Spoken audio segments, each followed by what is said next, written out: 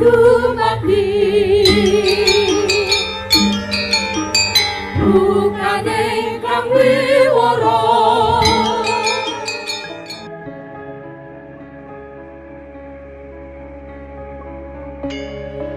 Pasar Gede Pleret gempar dengan kemunculan serombongan penunggang kuda dari tikungan sebelah timur pasar. Dengan tiba-tiba dari pakaian seragam mereka tampak bahwa mereka adalah para prajurit istana. Kuda-kuda mereka menerap kencang kesetanan, meninggalkan bubungan debu di belakangnya. Setibanya di depan pasar yang ditumbuhi banyak pohon asem beringin besar-besar, beberapa pohon gayam, nogosari, keben, kepel, duet dan sawo sebagai peneduh di sekeliling luar bagian pasar. Sebagian prajurit itu segera menyebar untuk menutup setiap kemungkinan bagi orang untuk lari dari dalam pasar. Sebagai prajurit pengawal khusus raja itu kemudian merangsek memasuki pasar tanpa turun dari kuda. Kerumunan orang pun tersibak dan ketakutan. Mereka berlarian tunggang langgang dalam ketakutan untuk dapat menyelamatkan diri. Jerit para wanita terdengar di mana-mana. Semua yang ada di dalam pasar menjadi serba tergopoh-gopoh berlari penuh ketakutan. Antara yang tahu dan tidak tahu permasalahannya turut berlarian tunggang langgang. Para pedagang berusaha menyelamatkan barang dagangannya dari kemungkinan tertabraknya orang-orang yang berlarian dengan tak memperdulikan lagi apa saja yang ada di depannya. Keadaan pasar menjadi kacau balau karena banyaknya dagangan yang jatuh berantakan, tertendang dan terinjak-injak oleh ratusan orang yang berlarian. Beberapa yang lain berusaha menghindarkan barang-barangnya dari terjangan kuda para prajurit itu. Hei, dengarkan kalian semua. Tetaplah kalian di tempat masing-masing. Buka telinga kalian lebar-lebar. Ini perintah langsung dari Kanjeng Sinuhun Amangkurat Agung untuk disampaikan kepada kalian semua, teriak pemimpin prajurit begitu kuda-kuda itu berhenti. Semua yang ketakutan pun menuruti perintahnya. Yang berlari segera menghentikan kakinya karena kemanapun hendak lari telah dikepung oleh ratusan pasukan berkuda. Mereka kemudian berkerumun untuk mendengarkan apa yang akan disampaikan oleh kepala prajurit pengawal raja itu. Beberapa prajurit yang didekatkan segera berteriak-teriak agar mereka diam dari keributan.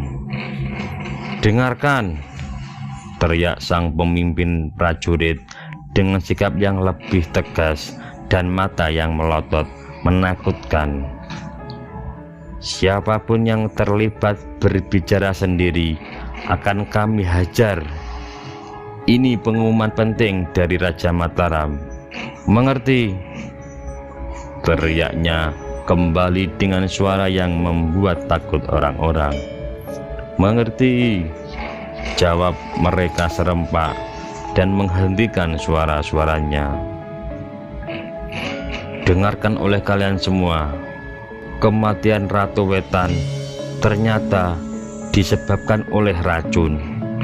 Beliau wafat karena sengaja diracun oleh orang yang sengaja ingin membunuhnya. Dia berniat akan memberontak dan menjatuhkan kewibawaan Kanjeng Sinuhun Amangkurat Agung. Mendengar kata-kata sang pimpinan prajurit, semua orang saling berpandangan hingga suara mereka muncul lagi berdengung-dengung bagaikan sekawanan tawon alas Gunung Kidul. Mereka tak mengindahkan lagi perintah untuk diam. "Diam, diam!" bentak salah seorang prajurit berkuda yang tinggi besar dengan kumis dan jenggot lebat sambil memelototkan matanya yang bulat menyeramkan. Kerumunan orang pun kembali membungkam mulut masing-masing agar tak terkena hajaran para prajurit yang terkenal kejam itu. Mata mereka kemudian tertuju kembali pada lelaki di atas kuda di depan mereka. "Dengarkan," sekomplotan selir diduga telah meracuni beliau. "Ratu Wetan meninggal karena diracun. Kami kesini untuk mencari Nyai Gambir, abdi dalam Keputren Wetan yang biasa menyediakan sirih pinang untuk Gusti Ratu Mas Druntum. Kabarnya pekan yang lalu dia diutus untuk menemui penjual tembakau yang baru saja tiba dari Parakan, Kedu. Adakah dari kalian yang melihatnya di sini?" tanyanya dengan suara lantang. Seisi pasar pun tercekam ngeri setelah mendengar kabar bahwa kematian Ratu Wetan benar karena diracun, seperti desas-desus yang didengarkan dalam beberapa pekan ini. Suasana sejenak benar-benar menjadi hening, hingga ketika salah satu dari kuda-kuda prajurit itu meringkik dengan suara yang terdengar seperti kuda setan dari alam gaib. Tiba-tiba seorang perempuan tua merangkak meninggalkan kerumunannya. Dengan gemetar, tubuh tua dan kurus itu menuju ke arah pimpinan prajurit di depannya. Kemudian dia bersujud di hadapan kudanya. Buah dadanya yang menggelambir itu pun turut terjulur memelas hampir menyentuh tanah. "Maaf Ndoro, namaku Sagiem," ucapnya pelan dengan tubuh terlihat gemetar karena diliputi ketakutan. "Hei, apa maksudmu?" teriak sang pimpinan prajurit. "Mohon agar aku jangan dihukum. Aku salah satu orang yang berjualan sirih pinang dan tembakau di pasar ini. Pekan yang lalu Nyai Gambir memang berbelanja di tempatku. Benar-benar hanya membeli sirih, tak ada keperluan lain. Begitu Ndoro." "Pekan yang lalu bagaimana? Adakah dayang-dayang Keputren Wetan datang ke tempatmu?" bentaknya lagi. Nyai Sagiem terdiam sambil menunduk. Rupanya dia sedang berpikir keras, mengingat-ingat apa yang dilakukannya sepekan yang lalu. "Hei, mengapa kau diam, Mbok?" bentak sang kepala prajurit yang sudah tak sabar dengan diamnya. "Maaf Ndoro, aku lupa," jawabnya lirih sambil menyembah. "Jangan bohong, Nenek Kempot," teriaknya. "Nyuwun duka, ampun, mana berani aku membohongi prajurit ngarso dalem." Suaranya bergetar nyaris terisak. Tetapi para prajurit Mataram yang ditugaskan untuk mengungkap kematian Ratu Mas Druntum sudah tak memiliki rasa belas kasih lagi dalam tugas itu. Tindakannya begitu tegas dan kejam sehingga membuat takut siapapun yang berani berhadapan dengan mereka. Tanpa banyak kata lagi, dua prajurit segera maju dan menyeret nenek penjual sirih pinang itu ke belakang kuda-kuda. Tak ayal lagi, tubuh renta itu pun jatuh bangun. Debu-debu menyapu muka keributannya. Tiada hentinya nenek malang itu berucap minta ampun dengan suaranya yang gemetar. Semua mata yang melihat hanya menatapnya iba, tetapi mereka tak berani berbuat apa-apa lagi untuk menolongnya. Ayo, siapa lagi mau sukarela menyerah? Siapa yang berhubungan dengan para abdi dalam keputren dan para selir keraton segera maju, teriak salah seorang prajurit dari sebelah belakang. Daripada kami sendiri yang menyeret kalian, lebih baik maju kemari. Kami sudah punya catatan orang-orang yang terlibat dalam persekongkolan itu, teriak yang lainnya dari seberang kerumunan orang. Orang-orang di dalam pasar itu tak ada yang berani bergerak maju. Tampak para prajurit berusaha menyabarkan diri untuk menunggu. Beberapa kemudian memajukan kudanya untuk menyibak kerumunan. "Geledah!" teriak lantang pimpinan prajurit. Rupanya dia sudah tak sabar lagi. Setelah beberapa sejenak tak ada gelagat apapun dari orang-orang di hadapannya. "Cetar, cetar, cetar!" sang pimpinan melecutkan cambuk ke udara. Suaranya bergeletar, membuat nyeri telinga siapapun yang mendengarnya. Mendengar apa-apa itu, maka dengan sigap anak buahnya menyebar, menyerbu dan memeriksa lapak-lapak dagangan pasar. Tanpa ragu-ragu, mereka membalikkan bangku-bangku, melongok isi karung-karung, bahkan memecahkan barang-barang dagangan para penjual jamu dan boreh yang sebenarnya mustahil dipakai untuk bersembunyi sekalipun oleh seorang anak kecil. Sementara itu, sebagian prajurit yang lain menggiring para penjual dan pengunjung pasar untuk dibariskan di depan pasar. Maka dalam waktu tak lama terciptalah satu barisan panjang manusia serba sengsara, dengan sorot mata serba pasrah, seperti sapi-sapi menanti giliran dijagal. Mereka menunggu diperiksa.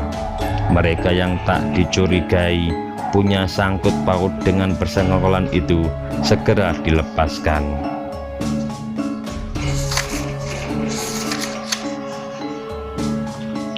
Tampak dalam barisan itu seorang bocah berumur belasan tahun menjelang akhir balik. Anak itu terus menangis ketakutan. Di pinggangnya tergantung buntalan kecil dari kain kumal berisi biji-biji kemiri, aduan yang dipakai untuk bermain dengan kawan-kawannya di lapangan sebelah barat pasar.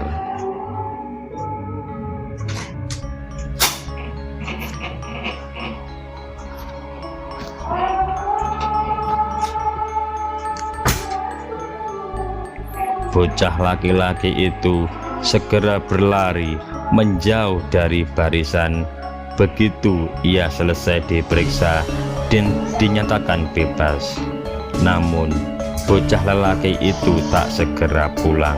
Ia masih cemas menunggu giliran Warsiah, kakak perempuannya, yang belum diperiksa. Bocah itu begitu cemas menunggu giliran kakaknya tiba. Dia meremas-remas buah kemiri di dalam buntalan dengan gelisah. Dan saat giliran sang kakak menghadap para prajurit, sorot matanya pun tak lepas dari perempuan muda itu. Mereka memang tidak menampar atau menendang Warsiah, tapi tindakan mereka sungguh lebih menyakitkan, membentak-bentak dan memaksa kakaknya untuk membuka kemban yang dipakai menutup dadanya. Melihat itu semua, sang adik hanya bisa menelan segenap sakit hatinya dan amarahnya. "Ayo dibuka, Nduk," prajurit itu membujuk. Warsiah bersikukuh mempertahankan diri. Malu rasanya jika harus membuka penutup buah dadanya yang mulai tumbuh menggunung itu di depan orang-orang. "Hei, apa kamu ingin kami yang membukanya?"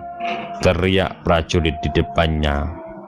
Mata prajurit itu melebar, memancarkan birahi kambing badut, melihat keranuman tubuh wanita muda di depannya yang menunduk dan menutup rapat-rapat dadanya. Kesabaran sang prajurit mulai hilang. Dia sudah diperintah untuk bersikap tegas dalam tugas kali ini. Dengan nekat, maka dia pun menjulurkan tangan ke arah kemban Warsiah. Ketika jari-jarinya yang besar dan kasar menjamah kain penutup dada perawan kencur itu, si bandot terperanjat, memperhatikan warna kain yang dikenakannya. Ingatan sang prajurit seperti disadarkan oleh sesuatu hal. "Henduk, bukankah kembarmu ini adalah seragam abdi dalam keputren?" teriaknya. Warsiah terperangah kaget mendengar ucapan keras itu. Seketika lututnya terasa bergetar, kedua kakinya seakan-akan tak mampu lagi untuk menopang tubuhnya.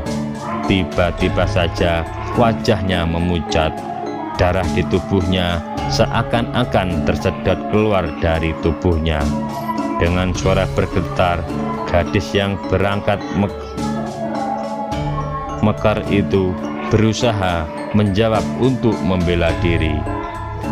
"Nyuwun Kondoro, ini betul kain seragam keputren. Ini kemban pemberian orang. Kain ini hanya lungsuran.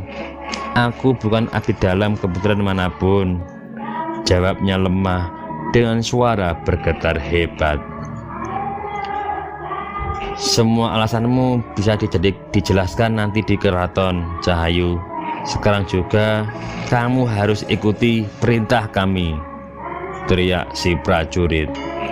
Tubuh Warsiah menggigil dengan keringat dingin bercucuran di keningnya yang lebar itu. Dia terdiam dengan kepala menunduk, sementara dengkul kakinya pun turut bergetar hingga tak terasa air di selangkangannya telah leleh membasahi pahanya. "Menurut wae, Nduk, nurut saja daripada kau dipukuli," bisik wanita tua di sebelahnya untuk menyadarkan dirinya yang terpaku dan tak bisa berpikir jernih lagi. Warsiah mengangguk lirih mengikuti apa yang diucapkan wanita itu, tetapi dia masih saja diam, terpaku di tempatnya, tak tahu lagi apa yang harus dilakukan. Rupanya kain lungsuran abdi dalam keputren yang sebelumnya membuatnya bangga, kini justru membuat masalah baginya. Seorang prajurit segera menggelendang Warsiah untuk bergabung dengan Nyai Saginem dan perempuan-perempuan lain yang juga turut diseret untuk dijadikan tawanan. Warsiah kemudian meronta-ronta sekuat tenaga sambil melolong ketakutan ketika tangan-tangan kekar berusaha menariknya dengan kasar. Dia terus berteriak menjelaskan bahwa dirinya bukanlah abdi dalam keraton, namun semua usahanya sia-sia. Para prajurit yang bertindak dengan tegas itu terus menariknya hingga berkumpul dengan puluhan orang lainnya. Tanpa perlu waktu lama, mereka yang terungkap segera digiring menuju istana Pleret. Sang adik menjadi terperangah, tak percaya bahwa kakak perempuan yang pagi tadi mengajaknya untuk berbelanja bersama di pasar gede turut diseret oleh para prajurit berkuda itu. Jangan bawa Mbak Yuku, jangan dihukum Mbak Yuwarsi, jangan, Mbak Yuku tidak bersalah. Kemben yang dipakai itu dari Nyai Gambir, teriaknya sambil segera berlari menyusul. Suara teriakannya begitu nyaring, memilukan bercampur dengan tangisan. Namun sebelum dia berlari jauh mengejar rombongan itu, seorang kakek segera menangkap dan menahan bocah itu dalam rangkulan lengannya yang keriput. "Shh, diamlah, Kulub," bujuknya berusaha menyabarkan meski si anak terus meronta-ronta agar dilepaskan. "Hei, tak ada gunanya kau berteriak-teriak, Nger. Kalau kau mendekati prajurit keraton itu, kau malah akan mendapat celaka, karena hanya akan membuat para prajurit bertambah marah. Kau nanti akan ikut ditangkap juga." Mendengar kata-kata sang kakek, kesadarannya tiba-tiba tumbuh. Rupanya dia pun takut ditangkap oleh prajurit-prajurit yang menakutkan itu. Naluri anaknya menyadarkan bahwa para prajurit tentu akan menyiksa dirinya seperti yang sering diceritakan oleh teman sepermainannya. Lelaki kecil itu terdiam sambil sesenggukan menahan tangis. Matanya terus saja diarahkan pada sang kakak yang digiring semakin jauh dari pasar. Hatinya sedih menyaksikan Warsiyah terus meronta-ronta sambil menangis mengiba-iba minta dilepaskan.